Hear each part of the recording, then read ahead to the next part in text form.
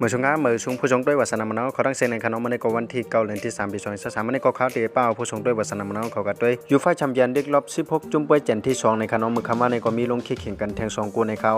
เขาคำว่าด้วยกันที่กูที่1ตั้งในคณะมือคำว่าไปยามิวนิตก็เปียจีกับ2-0อันในก็ที่ไรกูทั้ง2ป่วยเปลี่ยนไปยามิวนิตในคณะเปียจีกับ3-0ในข่าวมาด้วยกันแทงกู1ในคณะตอตินามฮอสปาเลยตั้งเอซิมิลานนั้นก็เต้ากันกับ0-0อันในก็ที่ไรตั้ง2ป่วยเป็นเอซิมิลานเอาเปียตอตินามฮอสปากัน1-0ในข่าวจุ่มผลเปียเหมือนจังหนังไปยามิวนิตเลยตั้งเอซิมิลานนั้นก็เลย10เขาแข่งกันแทงในขั้นตอน8จุ่มในคณะเหมือนเจ้านั้นตอตินามอสปาเลยตั้งเปียจีนั้นก็ตกรอบในข่าวอันไผ่ตกลงถูกกฎหมายหลายๆเจ้าเขาเลยตั้งไผ่คลัมผู้ใกล้เคียงเขาต่างยุยองปันเปียจีแต่ติเลยก็สู้กันในปีในเป็นที่2ในก็เลยว่าเป็นนั้นพันให้กับแทงปีนึงยาวในคณะปนตานีมาเมสซี่เอ็มปาเป้เขาในก็เลยว่า